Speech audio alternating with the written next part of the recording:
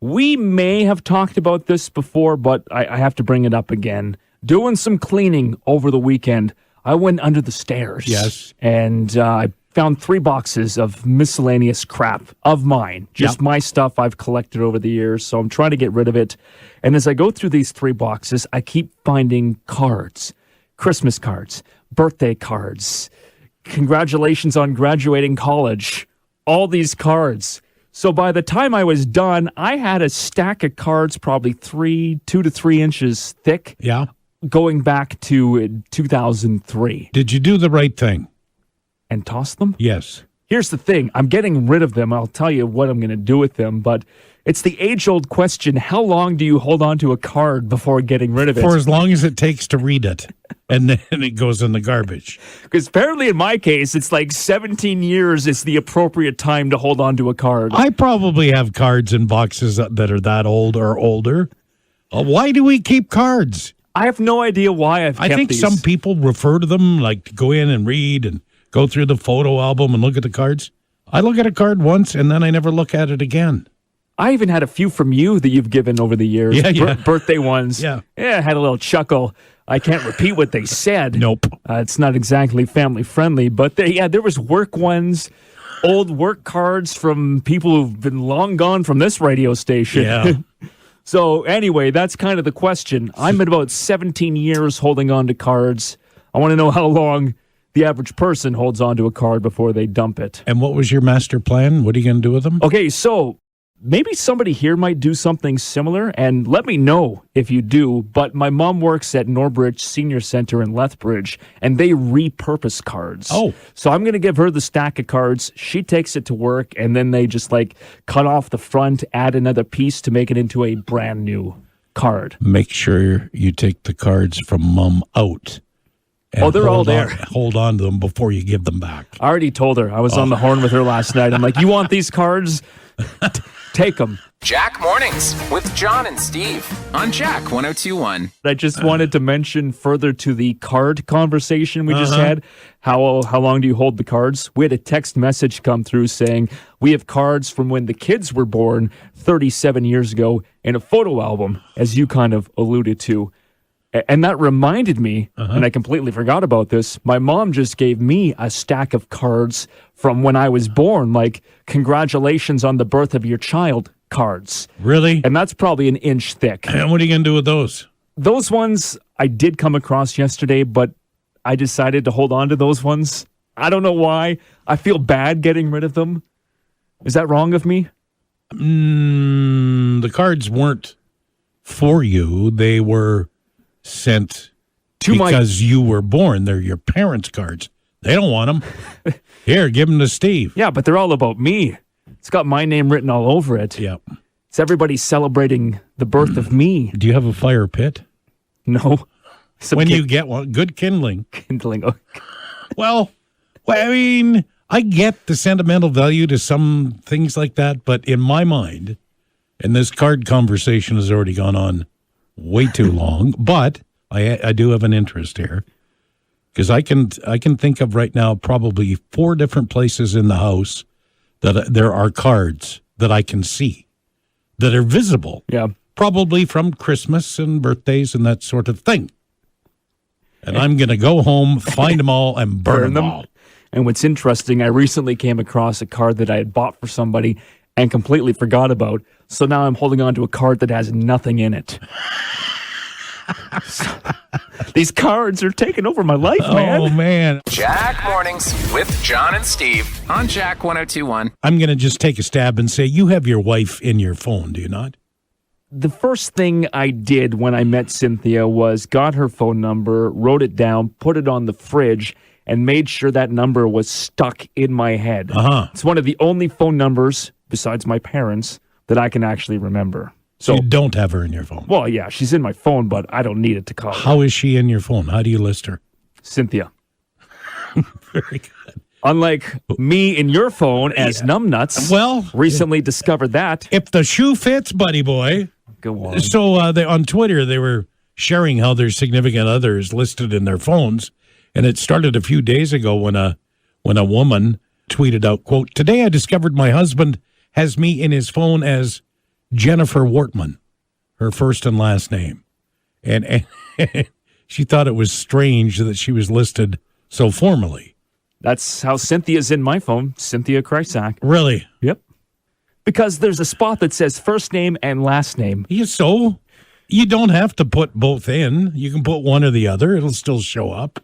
I just looks like in weird. yours, first name, I just put numbnuts. I know that. And for the missus, it's puddin'. That's how you roll, didn't you? Then there's no, who the hell's Steve again? When it pops up numbnuts, I know who it is. God forbid you put my last name in there so it pops up Steve Krysak. You moron. Oh, you're calling me a moron? Well, I'm the numbnuts and you're the moron. Okay. This is Jack Mornings with John and Steve on Jack 1021. So there's these 4 dudes on a business trip, and they're flying back home to China. Along the way, they stop and they buy a big, big bag of oranges. 66 pounds of oranges. That's a lot. Get to the airport, and of course the airline says, well, you can put them on the plane, but you got to pay extra. And they said, nay. So they stood there, about 16, 17 oranges each, and ate them all before they got on the plane. Good idea or bad? It's a lot of vitamin C.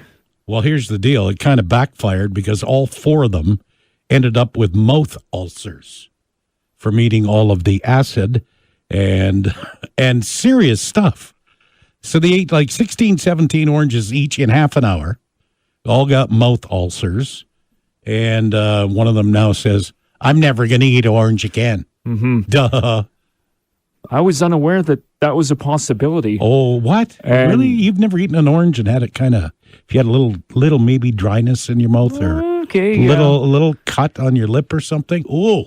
There's only one time of year I eat the orange, and that's at Christmas time. Well, you get the little small ones you can peel. Yeah, the mandarins. The mandarins, it's not uncommon that I'll sit down and eat like 5 or 6 of those in a row. But that would only be like one or two. 1.5 full-size oranges. One big plump navel orange, which I prefer. Really? Yeah. You prefer the navel over a mandarin? Oh, absolutely. I'm the other way around, my friend. Well, you and probably a lot of people. The mandarin? I always got one in my stocking. Santa was always nice to me. Brought me an orange. Along with your lump of coal? Nope. That was my lump of coal. Here's an orange. You're not worth anything else. Jack Mornings with John and Steve on Jack 1021. Here's something that happened yesterday. You'll like this one, Johnny. I'm on my way home. It's just before noon, around noon. I'm heading north on Dunmore Road, and I get stuck behind this black GMC Yukon. Okay, so we're parked at a red light. Light turns green. Yukon is just kind of hanging out for a second. Okay. Not going anywhere. Oh, and then starts to move. Yep. So I'm watching the Yukon. Looks like it's swerving back and forth between the lanes. Really? Get to the next red light. Same thing happened. As soon as it turns green, it takes a minute for the Yukon to start moving. Now, at this time, I'm getting pretty concerned. Yeah. I'm thinking, do I have to call the police right now? Or is maybe a child driving? Well, there's that possibility. Yeah. But I'm thinking more like an impaired driver. Okay. So we finally get to the bottom of Dunmore Road, or Dunmore Hill, I should say, right by Samus Memorial Funeral Chapel. Yep. And I'm turning left, and the Yukon's turning right. And I finally get a glimpse of who's behind the wheel. Text. Just texting like a madman. Oh, you should have seen how he was holding up traffic even at the bottom of Dunmore Hill. Just texting away, did not care. I don't understand that. It's just amazing. What is it that's so important that you risk your life and other people's lives texting for a couple of miles? And like, I was seriously considering calling the cops. Should have. And reporting what I thought was an impaired driver. Yeah. But it's great because I come into work this morning, and this is the release from Medicine Police Service. February, they always do this Strategic Traffic Enforcement Program, or STEP as they call it. February, they're going to be focusing on distracted driving. Well, I hope they got lots of ticket books, because I cannot, to this day, pull up to a light and not see somebody doing something on their cell phone. So as I'm watching this person text away yesterday, I was thinking, what are the numbers is distracted driving still a big problem around the city? Well, my prayers were answered because with this post Medicine Hat Police made yesterday, there was almost 500 tickets for distracted driving handed out in 2020.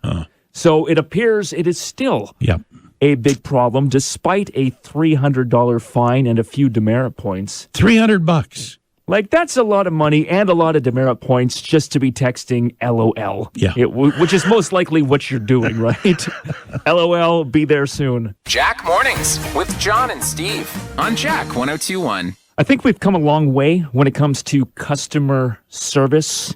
If you think back to 20, 25 years ago, if you needed something, and I'm going to talk internet related on this subject, you'd probably have to just call customer service and you'd get connected to whatever call center who God knows where it is. But now there's options like live messaging. Would you ever do that? I'm not real sure what that is. Okay, let me explain to you. Please do. So yesterday, I had to get a hold of my internet provider because I need some services switched. Some services moved. Right. Now, I'm a guy who likes to actually talk to somebody and know that I'm talking to somebody. That's why I still went to the bank for years, even though you could do online banking. Yeah. I just liked interacting with somebody, okay?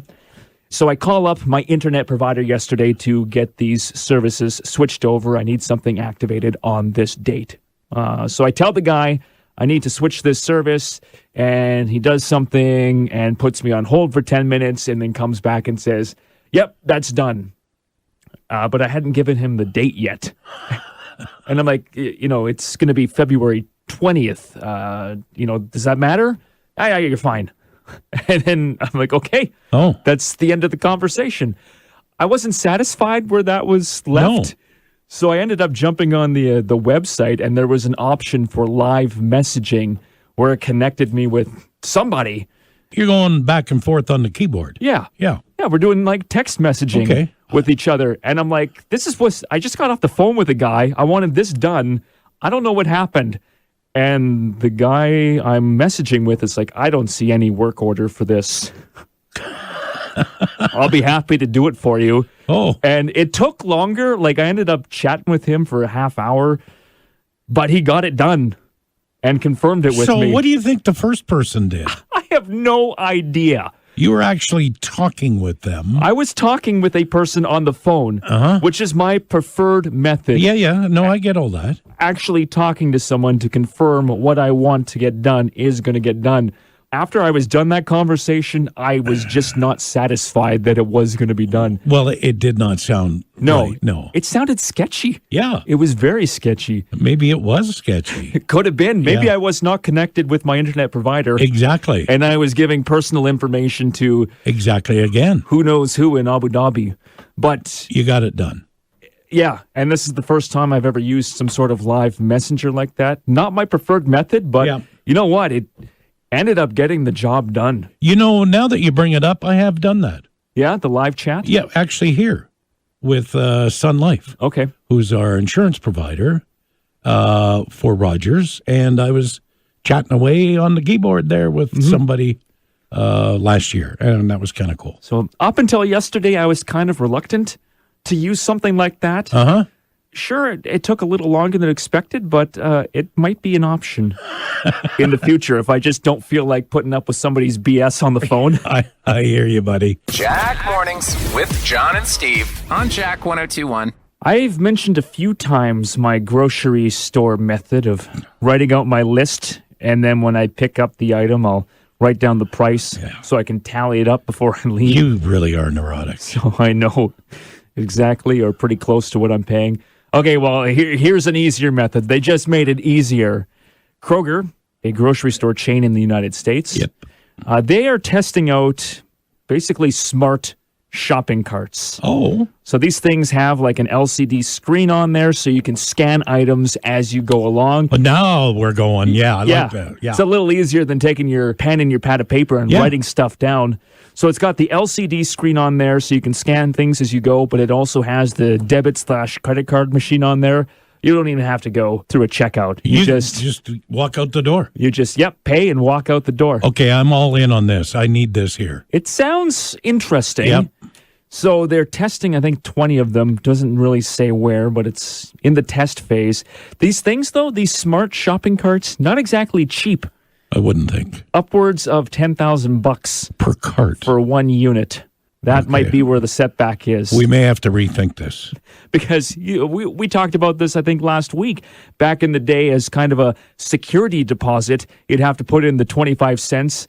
Chain pops out, and then when you're done with the cart, put the chain back in and get your 25 cents. What's the deposit on something like this? Yeah. Your child, leave your child here, and then when you're done and return the cart, you can have your child back. Wouldn't there be an app that you could get that you could go actually in and scan barcodes as you're shopping? You know what? That's a good Or possibility. is that something you and I could be working on? No, because I have this app called, I think it's called MyFitnessPal. It's like a calorie counter type thing. Yeah. So you can scan basically any barcode and boom, pops up. So I'm pretty sure that's not a far-fetched idea. It's a little cheaper, too. If you want to, tally up some grocery bills. All right. This is Jack Mornings with John and Steve on Jack 1021. Valentine's Day coming up a week Sunday. And according to this little story I'm reading, sales in general will be down. COVID a lot to do with that. Just over half of us will celebrate this year. But what do you mean when you say celebrate? It's this. We'll celebrate Halloween. It means you'll get dressed up and you go out. Okay, it's the same thing. You'll buy something for someone special in your life. That's called celebrating. So me whipping up a card on some recycled paper Yes. and getting a Twix bar from the grocery store, that counts as celebrating? Damn right it does, because you're making an effort. Well, then I'm celebrating. It's a lousy, crappy effort, but an effort that I would expect you to make, and you no doubt will. I almost forgot the lottery tickets as well I can get at the gas station. I don't want to shake you up too much, but according to this, men will spend an average of $230. Are you serious? Women will spend $100. I'm all for spending money locally right now, and sure, go spend that $200. Yeah. But honestly, for me, $200 on Valentine's Day, does that not seem excessive? Yep. If you factor in maybe a nice dinner. Unless you were doing that. Maybe going out and enjoying a really fancy-ass dinner. Sure. Remember, of course, you'll remember when I was dating the hippie like 10 years ago when we started this show. All you need to give her was a chunk of tree bark, right? Something to chew on. So it probably was almost 10 years ago to the day I went to go buy her flowers from the flower shop. Yeah? And I said, Gerber daisies, is that a flower? You're talking the wrong guy. Yeah, I know I am. I buy flowers all the time. I don't ask what they are. I just buy them. I think Gerber daisies is a thing. Okay. That was her favorite flower. So I went to the flower store and I said, I need Gerber daisies in a pot, please. And I'm thinking these things are going to be like $10-15. Yeah. Oh, by the time she was done, Johnny, wrapped and ready to go, it was damn near 70. Okay? And that's when I put my foot down and I said, Valentine's Day, no more. Okay. I am done with this. Well, But at the same time, if that's your thing, I encourage you to go down to your local flower shop this year and drop that money. and get the Gerber daisies. Jack Mornings with John and Steve on Jack 1021. Earlier this morning, you brought up some survey about cleaning out fridges because I just happened to do that within the last couple of weeks. But that reminded me of our fridge here at the radio station and some of the items in the freezer. Now, we moved into this building and joined 105.3 Rock August 2018. So we're approaching 3 years. Right. There has been a candy bar in the freezer here since before we moved in. Yeah, for sure. And a bunch of those freezies. And some sort of noodle thing you noticed? It kind of looks like ramen, but on steroids. Okay. Like it's a big package that's see-through and you microwave it.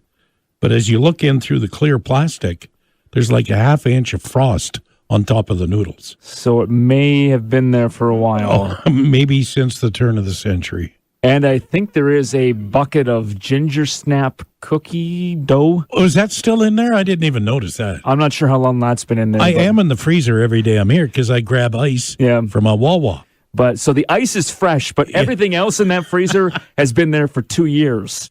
did toss it on the Facebook page. There was some comments about mustards and salad dressings. Oh, my God, salad dressings. Yeah. I mentioned to you that I always make sure that there's a little bit of ranch. We don't use a lot. But then I'll be going down that aisle and I'll go, oh, yeah, I could use this.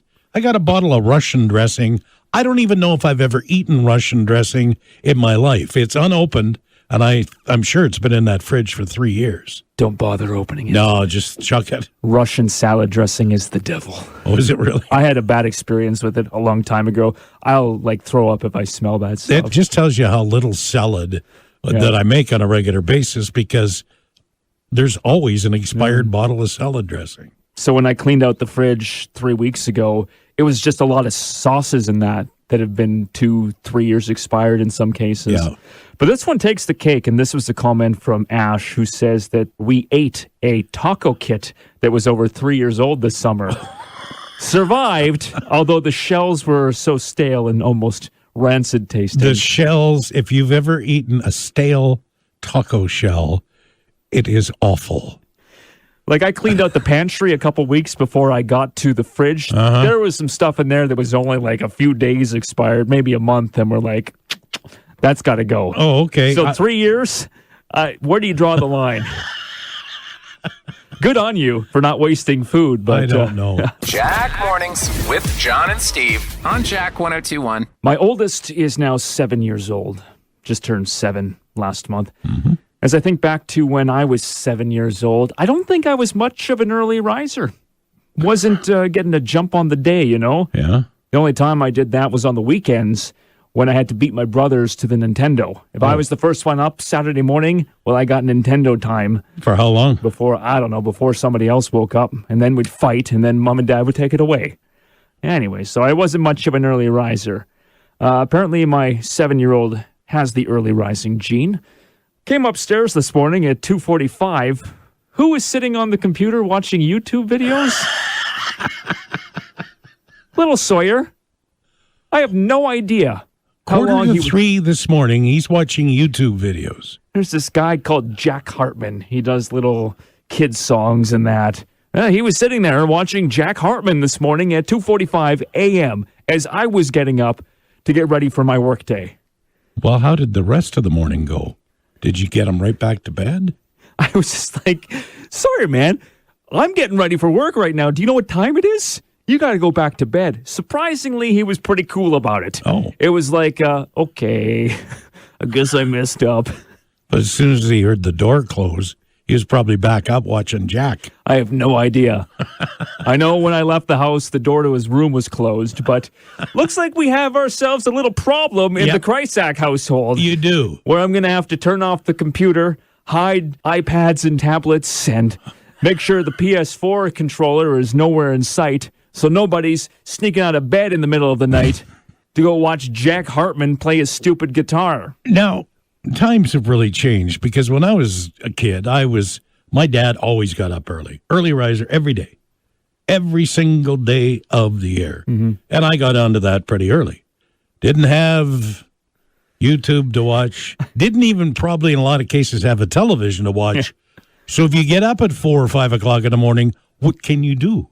Not a lot. Can't watch TV because there isn't any, and if there was, it wouldn't be on at that time of the day. Yeah. Back in the 50s, early 60s, there was no incentive to get out of bed at 3 o'clock in the morning. But there I was. In the summertime, I used to actually get up early and play golf before I went to work. Sure. There's that option. Yeah, teed it up every morning at like 4:45 growing up in Edmonton. But at 3 o'clock on a cold February morning, I mean, you just want to stay in bed. There's no point. But now we have YouTube and all these other things. Anyway, there's going to be some changes coming in our household very soon. This is Jack Mornings with John and Steve on Jack 102.1. Have you ever had this discussion, battle, argument at home? You and I have talked about road trips in the summer and the air conditioning heater, that whole thing. Mm-hmm. The remote. The TV remote, since we're basically been locked down for a year, a lot more television watched, and the average person in a relationship will sit through 4 hours of shows and movies a week that they don't like. I can tell you this, we do not fight over the remote control for one simple reason. We don't know where it is right now. I've been looking for that thing. I have no idea where the remote for the TV went. You're kidding. So we watch most things off our PlayStation anyway, so we use the PlayStation remote. But Gotcha. the remote for the TV My guess is it's in one of the kids' beds. could be. Yeah. They've been known to grab things and move it throughout the house. 2/3 said they'd rather sit through a show or a movie they hate than fight over the remote or start an argument. And 65% of people said sitting through a show you don't like is true love. Yeah, Anne of Green Gables. Watched that not too long ago. Well, I'll sit there and I'll be messing around on the iPad if, Puddin's watching something I don't like. Mm-hmm. So that's how you get out of that deal. But what's great about getting older, say, hey, Puddin, let's watch this. It looks really good. We watched that on Tuesday. Yeah. No, we didn't. Yes, we did. I said, what's it about? I can't remember. Let's watch it again. He's seen Rambo 72 times, and each time it's new to him. So Exactly. don't ruin it for him. Don't tell me how it turns out. Jack Mornings with John and Steve on Jack 1021. You familiar with the card game Uno? Uno. Yeah, we've turned that into a drinking game. Well, of course you have. It's been a long time, but... You know what? I think I barely played that game. Yeah, I know it's been around a long time. But if you're a fan, have I got good news for you? Okay. You take a nice little game like Uno, and you turn it into a movie, Steve. Now, how in the hell would you do that? Hollywood executives apparently are so starved for pre-existing properties, there's nothing new anymore. The card game Uno is being turned into a movie, and not surprisingly, it sounds like the movie probably won't have anything to do with the actual game. Now, it's described as an action heist comedy seen in the underground hip-hop world of Atlanta. And rapper Lil Yachty is producing and will probably star in it. And he says, quote, I played Uno as a kid, still do today. So to spin that into a movie based on the Atlanta hip-hop scene, it's really special. It hits close to home for me. I just don't see it. The only reason I bring it up is because I thought I was missing something, and now you can share with me because I don't get it either. I don't know how you take a card game like that and turn it into a full-length feature film. I got a pretty good idea, though, for a movie. Cribbage with John and Steve. I am about to fall asleep. You saying that just puts me to sleep. Cribbage. The Cribbage Championship of the... Like the Queen's Gambit. Yeah. I didn't think that they could make a show about chess that I would enjoy, but they did it with the Queen's Gambit. And that's why they're probably trying with Uno, and that's why you and I are going to try with cribbage. I'm not sure about Uno. I might watch your show about cribbage before I watch your show about Uno. Okay. But chances are, John, I'm not going to watch either of them. I'm just going to practice a line here. 15-2, 15-4. And a pair of 6. I don't even know what that means. I want to punch you for just saying that. You've never played crib? No. You idiot. Jack Mornings with John and Steve on Jack 1021. A couple of COVID-type stories. A firefighter in Phoenix was all alone because, of course, you can't visit anybody and they're in the hospital. But he's a firefighter. So what do you think his buddies at the firehouse did? He was in the hospital. Showed up with a ladder truck, baby. Okay. And I don't know what floor he was on, but all of his buddies in the firehouse got on the fire truck ladder and went up to his window and waved. Okay, that's a lot better than what I was thinking. I have no idea what you were thinking. That was so simple. How did you miss it? I thought that they might have set the hospital on fire so they could go extinguish the fire and, just see him, slip him a six-pack or something. What kind of books on TV are you watching and reading? Well, it made more sense. It did? They're firefighters, so if they light the hospital on fire, they'd have to go in there. And kill everybody in the hospital. Well, they might take out a few people, but they could see old firefighter Johnson there. Anyway, you really do need some help. I just thought that was a gimme. Yeah, they got big ladders. But no. They also have a lot of flammable stuff as well. Right. Well, at my next doctor's appointment, which could be any minute now, I'm going to put in a little recommendation for you. I need medication.